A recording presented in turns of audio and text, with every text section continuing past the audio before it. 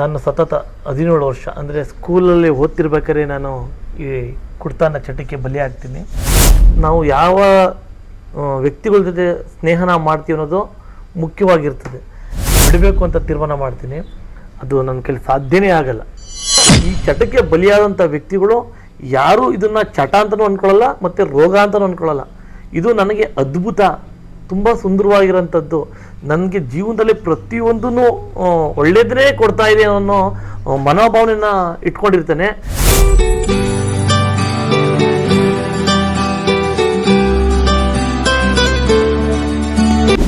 Hi friends, welcome back to my YouTube channel. ನಾನು ನಿಮ್ಮ Kavita Shetty and ಇದು ನನ್ನ ಚಾನಲಿನ 3ನೇ ವಿಡಿಯೋ. ಆ್ಯಂಡ್ ಈ ವಿಡಿಯೋಲಿ ನಾನು ನಿಮಗೆಲ್ಲ ತೋರ್ಸಕ್ಕೆ ಬಂದಿರುವಂತಹ ಕತೆ ಯಾರ್ದಪ್ಪ ಅಂತಂದರೆ, ಸರಿಸುಮಾರು 17 ವರ್ಷಗಳ ಕಾಲ ಕುಡಿತದ ಚಟ ಇದ್ದಂತಹ ವ್ಯಕ್ತಿ ಅದರಿಂದ ಹೊರಗಡೆ ಬಂದು ವ್ಯಸನ ಮುಕ್ತ ಕೇಂದ್ರ ಅಂದರೆ ಅಡಿಕ್ಷನ್ ಫ್ರೀ ಸೆಂಟರ್ ಒಂದನ್ನು ಯಶಸ್ವಿಯಾಗಿ ನಡೆಸುತ್ತಾ ಸಾವಿರಾರು ಜನಗಳನ್ನು ಅದೇ ಕೆಟ್ಟ ಚಟಗಳಿಂದ ಹೊರತಂದು ಅವರ ಬದುಕನ್ನು ಬದಲಿಸುತ್ತಿರುವಂತಹ ಒಂದು ಕತೆ. ಬೆಳಕು ನೀಡಿ ಉರಿದ ಮೇಲೆ ಅಂತೆ ಮೇಣದ ಬತ್ತಿಗೆ ಗೊತ್ತಾಗಿದ್ದು ಅದನ್ನು ಸುಟ್ಟು ಹಾಕಿದ್ದು ಬೇರೆ ಯಾರೂ ಅಲ್ಲ, ಅದರೊಳಗಿರುವಂತಹ ದಾರನೇ ಅಂತ. ನೀವು ಒಂದು ಬಿಳಿ ಬಟ್ಟೆ ತಗೊಂಡು ಅದ್ರ ಮೇಲೆ ಒಂದು ಸಣ್ಣ ಕಪ್ಪು ಕಲೆ ಮಾಡಿದ್ರೂ ಆ ಬಿಳಿ ಬಟ್ಟೆ ಅದಕ್ಕಿರುವಂತಹ ವ್ಯಾಲ್ಯೂನೇ ಕಳ್ಕೊಬಿಡುತ್ತೆ. ಸೊ ನಮ್ಮೆಲ್ಲರ ಲೈಫಲ್ಲಿ ಈ ಕೆಟ್ಟ ಚಟಗಳು ಅನ್ನೋದು ಮೇಣದ ಬತ್ತಿಯಲ್ಲಿರುವಂತಹ ದಾರದ ಥರ ಮತ್ತು ಈ ಬಿಳಿ ಬಟ್ಟೆ ಮೇಲಿರುವಂತಹ ಕಪ್ಪು ಚುಕ್ಕೆ ಥರ. ಈ ಕೆಟ್ಟ ಚಟ ಅನ್ನೋದು ನಮ್ಮ ವ್ಯಕ್ತಿತ್ವನೇ ಹಾಳು ಮಾಡಿಬಿಡುತ್ತೆ, ನಮ್ಮ ಬದುಕನ್ನೇ ಸುಟ್ಟು ಹಾಕ್ಬಿಡುತ್ತೆ. ಮನಸ್ಸೊಂದಿದ್ದರೆ ಮಾರ್ಗ ಅಂತ ಹೇಳ್ತಾ ಇರುವಂತಹ ಬಸವರಾಜು ಸರ್ ಬಗ್ಗೆ ಮತ್ತೆ ಅವರು ನಡೆಸ್ತಿರುವಂತಹ ಬಸವ ಮಾರ್ಗ ವ್ಯಸನ ಮುಕ್ತ ಕೇಂದ್ರದ ಬಗ್ಗೆ ಅವರಿಂದನೇ ಹೆಚ್ಚಿನ ಮಾಹಿತಿ ಪಡ್ಕೊಳ್ಳೋಣ, ಬನ್ನಿ. ಹಲೋ ಸರ್, ನಮಸ್ತೆ. ನಮಸ್ಕಾರ. ಹೇಗಿದ್ದೀರಾ ಸರ್? ಚೆನ್ನಾಗಿದ್ದೀನಿ ಸರ್. ನಿಮ್ಮ ಪರಿಚಯನ ನಮ್ಮ ವೀಕ್ಷಕರಿಗೆ ನೀವೇ ಮಾಡಿಕೊಡಿ. ಎಲ್ಲರಿಗೂ ನಮಸ್ಕಾರ. ನನ್ನ ಹೆಸರು ಬಸವರಾಜು ಅಂತ, ಬಸವ ಮಾರ್ಗ ಫೌಂಡರ್ ಮತ್ತು ಇಂಡಿಯನ್ ಟಿವಿ ಚೇರ್ಮನ್. ಮೂಲತಃ ನೀವು ಎಲ್ಲಿನವರು ಸರ್? ನಾನು ಮೂಲತಃ ಒಂದು ಮೈಸೂರವರೇ. ಮೈಸೂರಲ್ಲಿ KG ಕೊಪ್ಪಲು ಅನ್ನೋ ಒಂದು ಗ್ರಾಮದಲ್ಲಿ ನಾವು ಇಲ್ಲಿದ್ದೀವಿ. ಮೂಲತಃ ಮೈಸೂರವರೇ. ನಿಮ್ಮ ತಂದೆ ತಾಯಿ ಎಲ್ಲ? ನಮ್ಮ ತಾತ ಬಂದು ಸೋನಿಯಂ ಕರಿಗೌಡರು ಅಂತ, ನಮ್ಮ ತಂದೆ ನಮ್ಮ ಅಜ್ಜಿ ಬಸಮ್ಮ ಅಂತ, ಮತ್ತು ನಮ್ಮ ತಂದೆ ಬಂದು ಶ್ರೀನಿವಾಸ್ ಅಂತ, ಅವರು ರೆವಿನ್ಯೂ ಇನ್ಸ್ಪೆಕ್ಟರ್ ಆಗಿದ್ದರು. ನಮ್ಮ ತಾಯಿ ಚೆನ್ನಮ್ಮ. ನಾವು 3 ಜನ ಮಕ್ಕಳು, 3 ಜನ ಅಣ್ಣ ತಮ್ಮದಿರಿದ್ದೀವಿ. ಸರ್, ನೀವು ಹೇಳಿದ್ರೆ ನೀವು ಬಸವ ಮಾರ್ಗ ಫೌಂಡರ್ ಅಂತ. ಸೊ ಬಸವ ಮಾರ್ಗ ಅಂದರೆ ಏನು ಸರ್?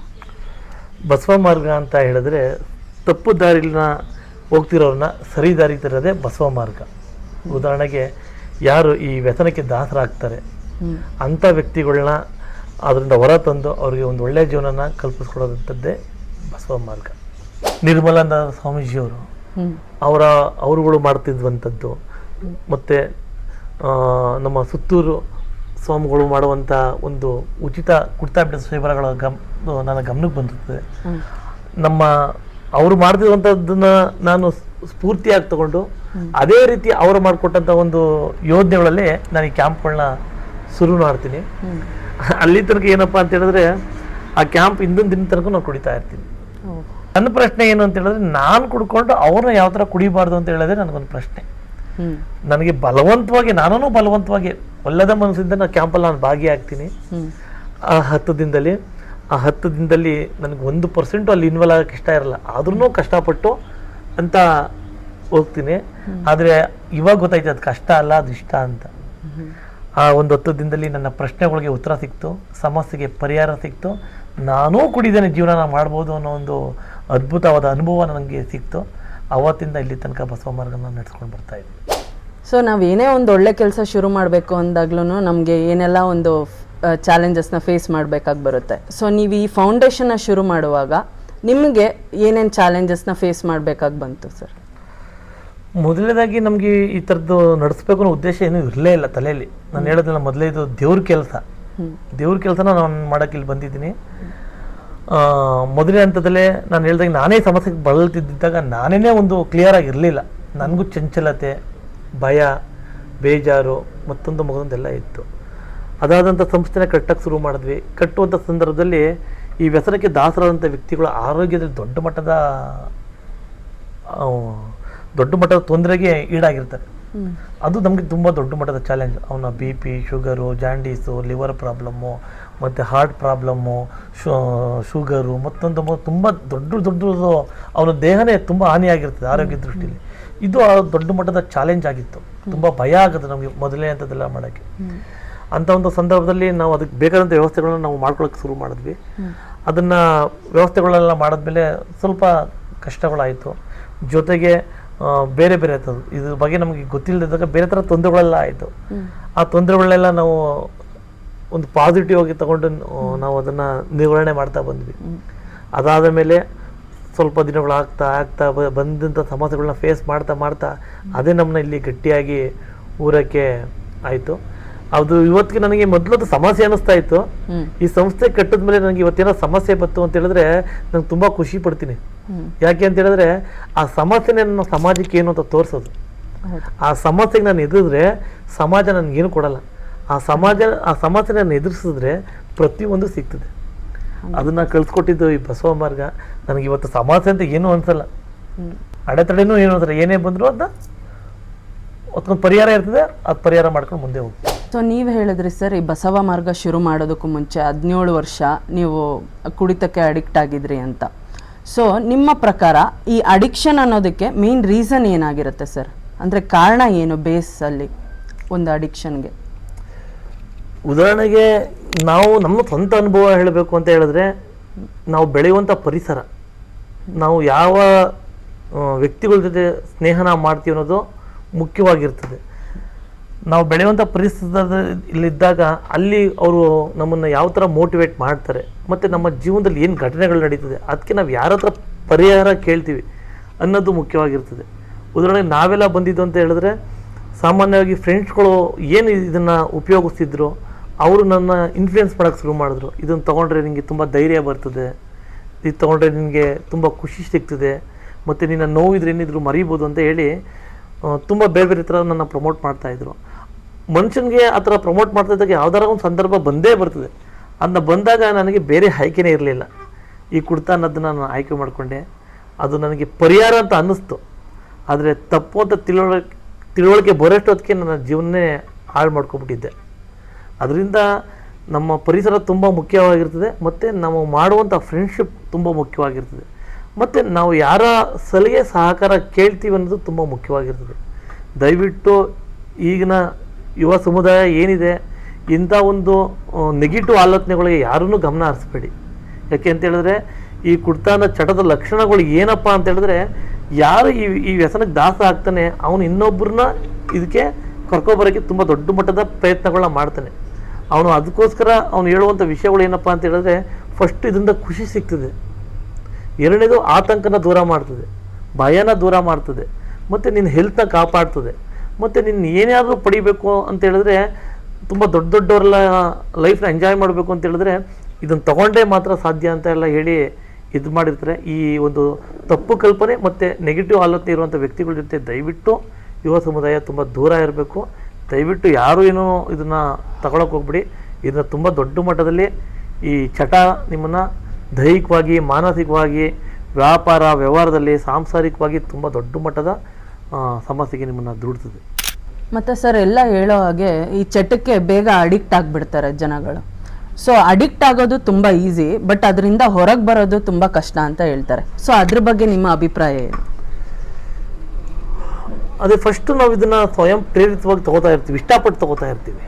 ಏನು ಈ ಕುಡ್ತಾ ಅನ್ನೋದನ್ನು ಇಷ್ಟಪಟ್ಟೆ ತಗೋತಾ ಇರ್ತೀವಿ. ತಗೊಂಡು ಅದು ಯಾವಾಗ ನಮ್ಮ ದೇಹನ ಸೇರ್ತದೆ, ಅದು ಒಂದೊಂದೇ ಅದನ್ನು ದುರ್ಬಲಗೊಳಿಸ್ತಾ ಹೋಗ್ತದೆ. ಅದರಲ್ಲೂ ಮೇಯ್ನ್ ಆಗಿ ನಮ್ಮ ಬ್ರೈನ್ನ ತುಂಬ ದುರ್ಬಲಗೊಳಿಸ್ತದೆ. ದುರ್ಬಲಗೊಳಿಸ್ತಾ ಅದು ನಮಗೆ ಪ್ರತಿಯೊಂದಕ್ಕೂ ಅದ್ರ ಮೇಲೆ ಅವಲಂಬಿತ ಮಾಡೋಕ್ಕೆ ಶುರು ಮಾಡ್ತದೆ. ನೀವು ಸಾಮಾನ್ಯವಾಗಿ ಒಂದು ಪಾರ್ಟಿಲಿ ನೀವು ನೋಡ್ಬೋದು, ಡ್ರಿಂಕ್ಸ್ ಮಾಡಬೇಕಾದ್ರೆ ಆ ಒಂದು ಟೇಬಲಲ್ಲಿ 4 ಥರ ವ್ಯಕ್ತಿತ್ವ ಇರ್ತದೆ. ಒಬ್ಬ ಖುಷಿಗೆ, ಇನ್ನೊಬ್ಬ ಟೈಮ್ ಪಾಸ್ಗೆ, ಇನ್ನೊಬ್ಬ ನೋವನ್ನ ಮರೆಯೋಕ್ಕೆ, ಇನ್ನೊಬ್ಬ ಟೆನ್ಷನ್ನ ಕಡಿಮೆ ಮಾಡ್ಕೊಳ್ಳೋಕೆ, ಏನೋ ಒಂದು ಅವ್ರದ್ದೇ ಆದಂಥ ವೈಯಕ್ತಿಕವಾಗಿ ಅವರು ಡ್ರಿಂಕ್ಸ್ ಮಾಡೋದು ನೋಡಿರ್ತೀವಿ. ಅಲ್ಲಿ ಆ ಡ್ರಿಂಕ್ಸಲ್ಲಿ ಕೊಡೋವಂಥ ಜಾಗದಲ್ಲಿ ಒಂದೊಂದು ಸಮಸ್ಯೆಗೆ ಒಂದೊಂದು ಡ್ರಿಂಕ್ಸ್ ಅಂತ ಕೊಡಲ್ಲ, ಎಲ್ಲರಿಗೂ ಒಂದನ್ನೇ ಕೊಡೋದು. ಅವರು ಕೊಟ್ಟಾಗ ಅದು ತಗೊಂಡ್ಮೇಲೆ ಅದನ್ನ ಯಾವ ಥರ ಬೇಕು ಅನ್ನೋದು ನಮ್ಮ ಮೈಂಡ್ ಸೆಟ್ ಮಾಡ್ತದೆ. ಯಾವ ಥರ ಬೇಕೋ ಅದನ್ನು ನಮ್ಮ ಮೈಂಡ್ ಸೆಟ್ ಮಾಡ್ಕೋತದೆ. ಅದರಿಂದ ಆ ವ್ಯಕ್ತಿಗೆ ಅದು ತಾತ್ಕಾಲಿಕವಾಗಿ ಅವನೇ ಸೃಷ್ಟಿ ಮಾಡಿರುವಂಥ ಒಂದು ಜಾಲದಲ್ಲಿ ಅವನೇ ಸಿಕ್ಕೋತಾನೆ. ನಾನು ಖುಷಿ ಅದು ತಗೊಂಡಂಥ ವ್ಯಕ್ತಿ 5 ದಿನದಲ್ಲಿ ಪ್ರತಿಯೊಬ್ಬರಿಗೂ ಒಂದೊಂದು ವಿಧವಾಗಿ ಅದು ಕೆಲಸ ಮಾಡ್ತೈತೆ ಅಂತ ಹೇಳಿದ್ರೆ ಅದು ಅವನ ಕಲ್ಪನೆ.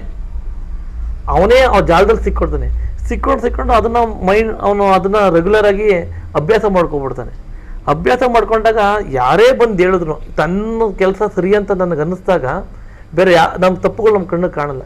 ಅದನ್ನು ಯಾರೇ ಸರಿ ಮಾಡೋಕ್ಕೆ ಬಂದ್ರೂ ಅದು ಒಪ್ಕೊಳ್ಳಲ್ಲ. ಯಾಕೆ ಅಂತ ಹೇಳಿದ್ರೆ ಇದು ಬ್ರೈನಿಗೆ ಸಂಬಂಧಪಟ್ಟಂಥ ಕಾಯಿಲೆ ಆಗಿರ್ತದೆ, ಮನಸ್ಸಿಗೆ ಸಂಬಂಧಪಟ್ಟಂಥ ಕಾಯಿಲೆಗಳಾಗಿರ್ತದೆ.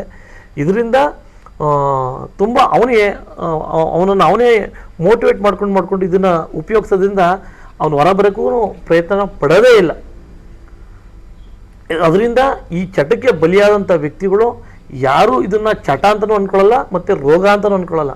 ಇದು ನನಗೆ ಅದ್ಭುತ, ತುಂಬ ಸುಂದರವಾಗಿರೋಂಥದ್ದು, ನನಗೆ ಜೀವನದಲ್ಲಿ ಪ್ರತಿಯೊಂದೂ ಒಳ್ಳೆಯದೇ ಕೊಡ್ತಾ ಇದೆ ಅನ್ನೋ ಮನೋಭಾವನೆಯನ್ನು ಇಟ್ಕೊಂಡಿರ್ತಾನೆ. ಇದು ತಪ್ಪು ಕಲ್ಪನೆ. ಯಾವಾಗ ಅವನಿಗೆ ತಾನು ಸರಿ ಅನ್ನಿಸ್ತದೆ ಅದನ್ನು ಹೊರಬರೋಕ್ಕೆ ಅವನು ಪ್ರಯತ್ನ ಪಡಲ್ಲ. ಅವನ ತಪ್ಪನ್ನ ಅರ್ಥ ಮಾಡ್ಕೋತಾನೆ. ನಾನು ಮಾಡ್ದಿರೋ ತಪ್ಪು, ಇದರಿಂದ ನಾನು ಹೊರ ಬರಬೇಕು ಅಂತ ಹೇಳಿದಾಗ ಕಾಲ ಮಿಂಚೋಗಿರ್ತದೆ. ಆ ಸಂಪೂರ್ಣ ಕುಡ್ತಾ ಅನ್ನೋದು ಅವನನ್ನು ಆವರಿಸಿರ್ತದೆ. ಅವನು ಅದರಿಂದ ಹೊರ ಬರಬೇಕು ಅಂತ ಹೇಳಿದಾಗ ಅವನೇ ಮೋಟಿವೇಟ್ ಮಾಡಿದ್ರು ಅವನಲ್ಲಿರುವಂಥ ಒಂದು ಪಾಸಿಟಿವ್ ಎನರ್ಜಿಗಳೆಲ್ಲ ನಾಶ ಆಗಿರ್ತದೆ, ಶಕ್ತಿ ಕುಂದೋಗಿರ್ತದೆ. ಯಾಕೆ ಅಂತ ಹೇಳಿದ್ರೆ ಅಷ್ಟು ದಿನ ಅವನೇನು ಕುಡ್ದಿರ್ತಾನೆ ಅವನೆಲ್ಲನೂ ಹಾಳು ಮಾಡ್ಕೊಂಡಿರ್ತಾನೆ. ಉದಾಹರಣೆಗೆ ಅವನ ಆರೋಗ್ಯ ಇರ್ಬೋದು, ಅವನ ವ್ಯಾಪಾರ ಇರ್ಬೋದು, ಸ್ನೇಹ ಇರ್ಬೋದು, ಸಂಬಂಧ ಇರ್ಬೋದು, ಮನಸ್ಥಿತಿ ಇರ್ಬೋದು, ದೇಹ ಸ್ಥಿತಿನೇ ಇರ್ಬೋದು, ಸಂಪೂರ್ಣ ಅವನ ಹತೋಟಿಯಿಂದ ಈಚೆ ಹೊಟ್ಟೋಗಿರ್ತದೆ. ಅವನೇ ಮನಸ್ಸು ಮಾಡಿದ್ರು ಬದಲಾವಣೆಯಾಗಿ ತುಂಬ ಕಷ್ಟ ಇರ್ತದೆ.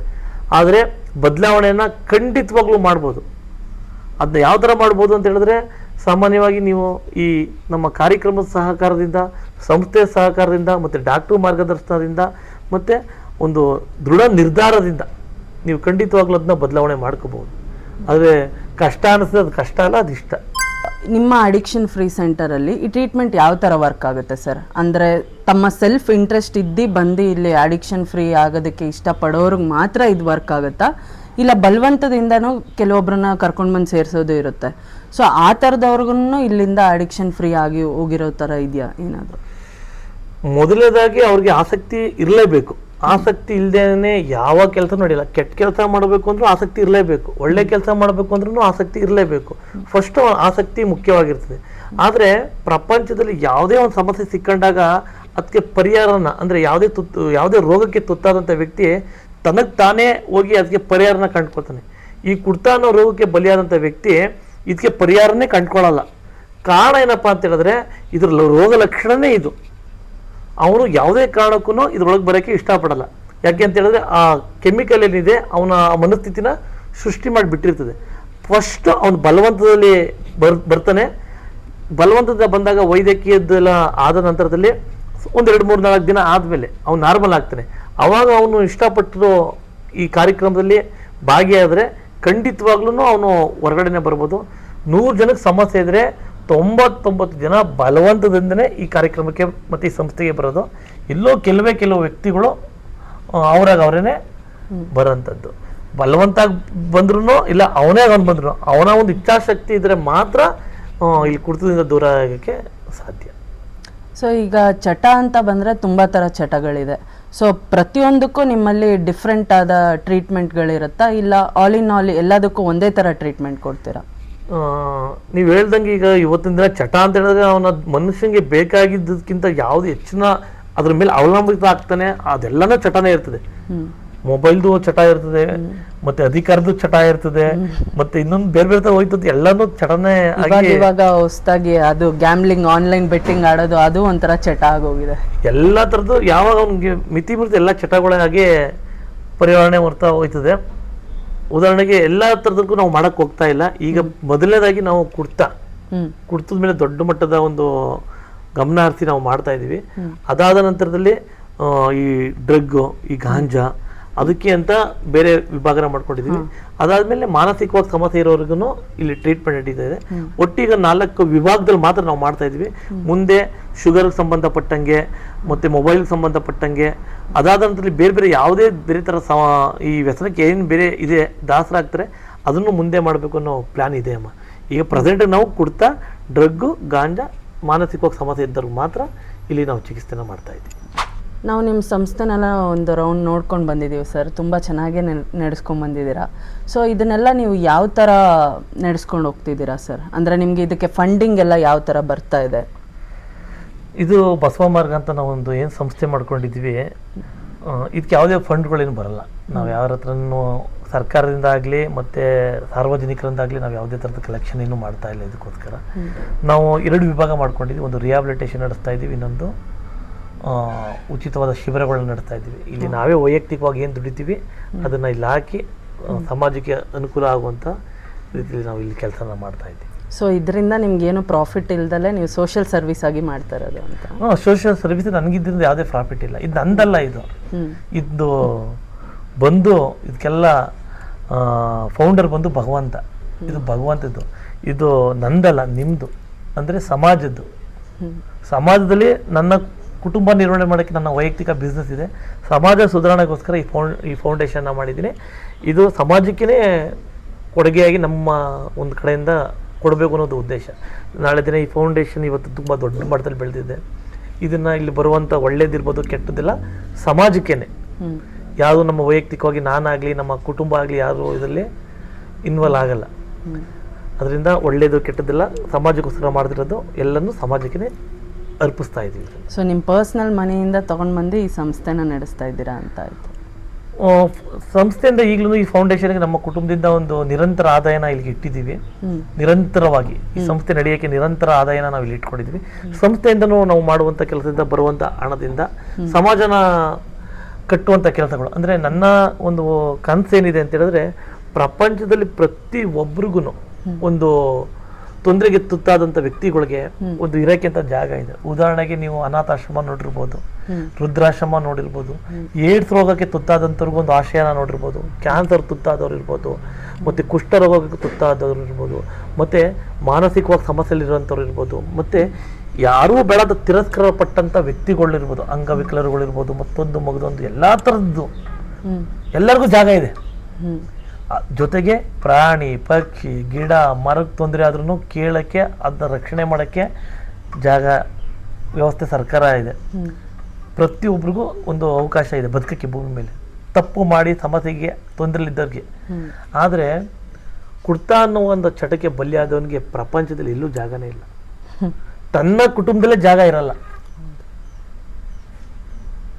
ಆದರೆ ಆ ಕುಡ್ತಾ ಅನ್ನೋದು ಚಟ ಅಂತ ತಿಳ್ಕೊಂಡಿದ್ದಾರೆ. ಅದೊಂದು ರೋಗ ಅಂತ ವಿಶ್ವ ಆರೋಗ್ಯ ಸಂಸ್ಥೆ ಹೇಳ್ತದೆ. ಈ ರೋಗಕ್ಕೆ ತುತ್ತಾದವನಿಗೆ ಒಂದು ನೆಲೆ ಮಾಡಬೇಕು ಅನ್ನೋದೇ ಈ ಬಸವ ಮಾರ್ಗ ಉದ್ದೇಶ ಆಗಿರೋದು. ಅದಕ್ಕೋಸ್ಕರನೇ ಈ ಸಂಸ್ಥೆನ ನಾವು ಕಟ್ಟಿರೋದು, ಅದಕ್ಕೋಸ್ಕರನೇ ಈ ಹೋರಾಟ, ಅದಕ್ಕೋಸ್ಕರನೇ ಈ ಎಲ್ಲ ಕೆಲಸಗಳನ್ನ ಮಾಡ್ತಾ ಇದ್ದೀವಿ. ಯಾಕೆ ಅಂತ ಹೇಳಿದ್ರೆ, ಕಾಯಿಲೆ ಬಂದಂಥ ವ್ಯಕ್ತಿಗೆ, ಕಾಯಿಲೆ ಬಂದಿರೋದಂಥ ವ್ಯಕ್ತಿ ಜೊತೆ ಎಲ್ಲ ನಾವು ಹೋರಾಟ ಆಗಬೇಕು. ಕಾಯಿಲೆ ವಿರುದ್ಧ ಮಾತ್ರ ನಮ್ಮ ಹೋರಾಟ, ಆ ವ್ಯಕ್ತಿ ಜೊತೆ ಅಲ್ಲ. ಆ ವ್ಯಕ್ತಿ ಏನೂ ತಪ್ಪು ಮಾಡಿರಲ್ಲ. ಅವ್ನು ಕುಡ್ದಿಲ್ಲ ಅಂತ ಹೇಳಿದ್ರೆ ಅವನಷ್ಟು ಒಳ್ಳೆಯವನು ಯಾರೂ ಇಲ್ಲ.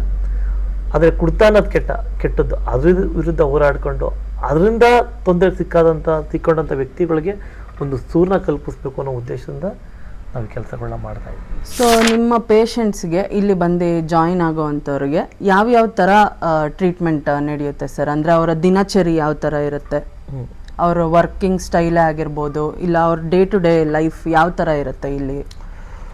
ಮೊದಲು ಇಲ್ಲಿ ನಾವು ಅವ್ರನ್ನ ಅಡ್ಮಿಷನ್ ಮಾಡ್ಕೊಂಡ್ಮೇಲೆ ಫಸ್ಟ್ ಅವ್ರಿಗೆ ವೈದ್ಯಕೀಯ ಪರೀಕ್ಷೆಗಳನ್ನ ನಾವು ಮಾಡ್ತೀವಿ. ಅದಾದ ನಂತರದಲ್ಲಿ ಡಾಕ್ಟರ್ಗೆ ಅವ್ರನ್ನ ತೋರಿಸ್ತೀವಿ. ತೋರಿಸಿದ್ಮೇಲೆ ಅವರು ಏನು ಪ್ರೋಟೋಕಾಲ್ ಕೊಡ್ತಾರೆ ಆ ಪ್ರೋಟೋಕಾಲ್ನ ನಾವು ಫಾಲೋ ಮಾಡ್ತೀವಿ. ಅವ್ರ ಮೆಡಿಷನ್ಗಳನ್ನ ಮತ್ತು ಅದಾದ ನಂತರದಲ್ಲಿ ಬೇರೆ ಆರೋಗ್ಯದ ಯಾವ್ದಾದ್ರು ಸಮಸ್ಯೆ ಇದೆಲ್ಲ ತಿಳ್ಕೊಂಡು ಅದನ್ನು ಮಾಡ್ತೀವಿ. ಇಲ್ಲಿ ಅವ್ರಿಗೆ ಆರೋಗ್ಯ ಅಭಿವೃದ್ಧಿ ಆಗೋಕ್ಕೆ ಯೋಗ, ಧ್ಯಾನ, ಜಿಮ್ 3 ವ್ಯವಸ್ಥೆನ ಮಾಡಿಕೊಟ್ಟಿದ್ದೀವಿ. ಅದಾದ ನಂತರದಲ್ಲಿ ಆರೋಗ್ಯನ ಇನ್ನೂ ದೊಡ್ಡ ಮಟ್ಟದಲ್ಲಿ ಅಭಿವೃದ್ಧಿ ಹೊಂದೋಕ್ಕೋಸ್ಕರ ಒಳ್ಳೆ ಹೆಲ್ತಿ ಊಟಗಳನ್ನ ನಾವು ಇಲ್ಲಿ ಕೊಡ್ತೀವಿ. ಎಲ್ಲ ವಿಭಾಗದಲ್ಲೂ ಊಟದ ವ್ಯವಸ್ಥೆಗಳನ್ನ ಮಾಡ್ಕೊಂಡಿದ್ವಿ. ಶುಗರು, ಜಾಂಡೀಸು, ಮತ್ತು BP ಮತ್ತು ಬೇರೆ ಆರೋಗ್ಯ ಸಮಸ್ಯೆ ಇದ್ರೂ ಅವ್ರಿಗೆ ಎಲ್ಲ ಥರ ವ್ಯವಸ್ಥೆಗಳನ್ನ ನಾವು ಮಾಡ್ಕೊಂಡಿದ್ವಿ. ಅದಕ್ಕೋಸ್ಕರ ಇಲ್ಲಿ ಅದಕ್ಕೆ ಸಂಬಂಧಪಟ್ಟಂಥ ವ್ಯಕ್ತಿಗಳು, ನುರಿತವಾಗಿರುವಂಥ ವ್ಯಕ್ತಿಗಳನ್ನ ಇಟ್ಕೊಂಡಿದ್ವಿ. ಜಾಂಡೀಸ್ ಅವ್ರಿಗೆ ಯಾವ ಥರ ಫುಡ್ ಹೋಗಬೇಕು, ಶುಗರ್ ಅವ್ರಿಗೆ ಯಾವ ಥರ ಹೋಗಬೇಕು, BP ಇರೋರಿಗೆ ಯಾವ ಥರ ಹೋಗಬೇಕು, ಮತ್ತು ನಾರ್ಮಲ್ ಆಗಿರೋಂಥವ್ರಿಗೆ ಯಾವ ಥರ ಫುಡ್ ಹೋಗಬೇಕು. ಆ ಥರ ಒಬ್ಬೊಬ್ಬ ವೈಯಕ್ತಿಕ ಅವ್ರ ಸಮಸ್ಯೆಗೆ ತಕ್ಕಂಥ ವ್ಯವಸ್ಥಿತವಾದ ಆಹಾರಗಳನ್ನ ನಾವು ಇಲ್ಲಿ ಕೊಡ್ತಾ ಇದ್ದೀವಿ. ಸೊ ಪ್ರತಿಯೊಂದು ಡಿಪಾರ್ಟ್ಮೆಂಟ್ಗೂ ಸಪ್ರೇಟ್ ಇಂಡಿವಿಜುವಲ್ಸ್ ಇದೆ. ಪ್ರತಿಯೊಬ್ಬರಿಗೆ ಅದಕ್ಕೆ ಅಂತ ಒಬ್ಬರು ಮುಖ್ಯಸ್ಥರು ಮಾಡ್ಕೊಂಡಿದ್ವಿ. ಅವರು ಅದ್ರ ಮುಖಾಂತರ ಅವರ ಗೈಡ್ಲೈನ್ಸಲ್ಲೇ ಪ್ರಿಪೇರ್ ಆಗಿ ಹೋಗ್ತದೆ. ಸೊ ನಿಮ್ಮ ಬಸವ ಮಾರ್ಗದಿಂದ ಇಲ್ಲಿವರೆಗೂ ಎಷ್ಟು ಜನ ಅಡಿಕ್ಷನ್ ಫ್ರೀ ಆಗಿ ಹೊರಗಡೆ ಹೋಗಿದ್ದಾರೆ ಸರ್? ಮೇಡಮ್, ನಾವು ಇಲ್ಲಿ ಸಂಸ್ಥೆನ ಕಟ್ಟಿ 5 ವರ್ಷ ಆಯಿತು. 5 ವರ್ಷದಿಂದ ಸರಿಸುಮಾರು 8,000ಕ್ಕಿಂತ ಹೆಚ್ಚು ಜನ ಇಲ್ಲಿ ಸಂಸ್ಥೆಯಲ್ಲಿ ಚಿಕಿತ್ಸೆ ಪಡೆದು ಹೊರ ಹೋಗಿದ್ದಾರೆ. ಅದೇ ಥರ ಸಾವಿರಾರು ಜನ ಇದರಿಂದ ಕುಡಿತದಿಂದ ದೂರ ಆಗಿ ಒಳ್ಳೆಯ ಜೀವನನ ನಡೆಸ್ತಾ ಇದ್ದಾರೆ. ಈಗ ತುಂಬಾ ಜನಕ್ಕೆ ಈ ಅಡಿಕ್ಷನ್ ಫ್ರೀ ಸೆಂಟರ್ ಅಂದ್ರೆ ರಿಹ್ಯಾಬ್ ಅಂದ್ರೆ ಅವ್ರ ಪ್ರಕಾರ ಅಲ್ಲಿ ತುಂಬಾ ಹೊಡಿತಾರೆ, ಹಿಂಸೆ ಮಾಡ್ತಾರೆ, ಇಲ್ಲ ಅಲ್ಲಿ ಫೆಸಿಲಿಟೀಸ್ ಚೆನ್ನಾಗಿರಲ್ಲ, ಊಟ ತಿಂಡಿ ಚೆನ್ನಾಗಿರಲ್ಲ ಅಂತ ಅನ್ಕೊಂತಾರೆ. ಅದು ಬಿಟ್ರೆ ಕೆಲವೊಬ್ರು ಸಿವಿಯರ್ ಸ್ಟೇಜ್ಗೆ ಹೋಗಿರ್ತಾರೆ. ಯಾವ ಥರ ಅಡಿಕ್ಷನ್ಗೆ ಹೋಗಿರ್ತಾರೆ ಅಂದರೆ ಅದರಿಂದ ಈಚೆ ತರಕ್ಕೆ ಟ್ರೈ ಮಾಡಿದ್ರೆ ಅವರು ಪ್ರಾಣ ಕಳ್ಕೊಂಡಿರೋದು ಎಷ್ಟೋ ಕಡೆ ಉದಾಹರಣೆಗಳಿದೆ. ಸೊ ಆ ಥರ ಮಿಸ್ಕನ್ಸೆಪ್ಷನ್ ಇರೋರಿಗೆ ನೀವೇನು ಹೇಳೋದಕ್ಕೆ ಇಷ್ಟಪಡ್ತೀರಾ ಆಸ್ ಅ ಫೌಂಡರ್ ಆಗಿ? ನಾವು ಬಸವ ಮಾರ್ಗ ಅನ್ನೋ ಸಂಸ್ಥೆನ ಕಟ್ಟಿದ ಮೇಲೆ ಬಸವಣ್ಣರ ಹಾದಿಲೇ ನಾವು ನಡೀತಾ ಇದ್ದೀವಿ. ಮೊದಲನೇದಾಗಿ ನಾವು ದೇಹಕ್ಕೂ ಮನಸ್ಗೂ ನೋವಾಗ್ದೇ ವ್ಯಸನ ಮುಕ್ತಗೊಳಿಸ್ಬೇಕು ಅನ್ನೋ ಒಂದು ಗುರಿನ ಇಟ್ಕೊಂಡು ನಾವು ಈ ಸಂಸ್ಥೆನ ಕಟ್ಟಿದ್ದೀವಿ. ಬೇರೆ ಸಂಸ್ಥೆ ಬಗ್ಗೆ ನಮಗೆ ಅದ್ರ ಬಗ್ಗೆ ಗೊತ್ತಿಲ್ಲ. ನಮ್ಮ ಸಂಸ್ಥೆಯಲ್ಲಿ ಒಡೆಯೋದಾಗಲಿ ಬಡಿಯೋದಾಗಲಿ ನಾವು ಮಾಡಲ್ಲ. ಒಂದು. ಎರಡನೇದು, ಅವನಿಗೆ ಊಟ ತಿಂಡಿ ವಿಷಯಗಳಲ್ಲಿ ತುಂಬ ಒಂದು ನುರಿತವಾದಂಥ ಇಲ್ಲಿ ಒಳ್ಳೆ ಭಟ್ರುಗಳನ್ನ ಇಟ್ಕೊಂಡಿದ್ದೀವಿ, ನ್ಯೂಟ್ರಿಷನ್ನ ಇಟ್ಕೊಂಡಿದ್ದೀವಿ. ಅವರ ಮಾರ್ಗದರ್ಶನದಲ್ಲಿ ರುಚಿಯಾದ ಶುಚಿಯಾದ ಆಹಾರನ ನಾವಿಲ್ಲಿ ಕೊಡ್ತೀವಿ. ಎಲ್ಲದಕ್ಕಿಂತ ಹೆಚ್ಚಾಗಿ ನಮ್ಮ ಮೆನುನ ನಾನು ಮಾಡಲ್ಲ, ನಮ್ಮ ಸಂಸ್ಥೆಲಿರುವಂಥ ಪ್ರತಿಯೊಬ್ಬರು ಕೇಳಿ ಯಾವ ಮೆನುನ ಹೇಳ್ತಾರೆ ಆ ಮೆನುನ ರೆಡಿ ಮಾಡ್ತೀವಿ. ತುಂಬ ಅದ್ಭುತವಾಗಿ ಮಾಡ್ತೀವಿ. ನಮ್ಮಲ್ಲಿ ಹೆಚ್ಚು ಕಡಿಮೆ 6 ಜನ ಭಟ್ರೇ ಇದ್ದಾರೆ. ಅಂದರೆ ಪ್ರತಿದಿನ ಹೊಸ ಮೆನು ಇರುತ್ತೆ ಅಂತ? ಹೊಸ ಮೆನುನೇ ಇರ್ತದೆ, ತುಂಬ ಚೆನ್ನಾಗಿರ್ತದೆ, ರುಚಿಯಾಗಿರ್ತದೆ. ನಾವು ನಮ್ಮನೇಲೂ ಮಾಡಲ್ಲ ಆ ರೀತಿ ಫುಡ್ಡನ್ನ ಇಲ್ಲಿ ನಾವು ಮಾಡ್ತೀವಿ. ಅಷ್ಟು ತುಂಬ ಚೆನ್ನಾಗಿರ್ತದೆ. ನಮ್ಮ ಬಸವ ಮಾರ್ಗ ಅಂತ ಹೇಳಿದ್ರೆ ಫುಡ್ಡು, ಸ್ವಚ್ಛತೆ, ಪ್ರೀತಿ ಮತ್ತು ಅವನ ಆತ್ಮಗೌರವಕ್ಕೆ ಧಕ್ಕೆ ಆಗದಂಗೆ ನಡ್ಕೊಂಡಿರೋದ್ರಿಂದ ತುಂಬ ಚೆನ್ನಾಗಿ ನಾವು ಮಾಡ್ತೀವಿ. ಯಾವುದೇ ಥರದ ಒಂದು ಸಂಶಯ ಬೇಡ. ನೀವು ಬಸವ ಮಾರ್ಗನ ಬಂದು ಸಂಪರ್ಕ ಮಾಡಿ. ಇಲ್ಲಿರುವಂಥ ಸ್ವಚ್ಛತೆ ಬಗ್ಗೆ ನೋಡಿ, ಊಟದ ಬಗ್ಗೆ ನೋಡಿ, ಇಲ್ಲಿರುವಂಥ ಪೇಷಂಟ್ಗಳನ್ನ ನೀವು ಕೇಳಿ. ಯಾವುದೇ ಥರದಲ್ಲೂ ಇಲ್ಲಿ ನಿಮ್ಮ ಮನಸ್ಸಿಗೂ ಮತ್ತು ದೇಹಕ್ಕೂ ನೋವಾಗದಂಗೆ ವ್ಯಸನ ಮುಕ್ತನ ನಾವು ಖಂಡಿತವಾಗ್ಲೂ ಮಾಡ್ತೀವಿ.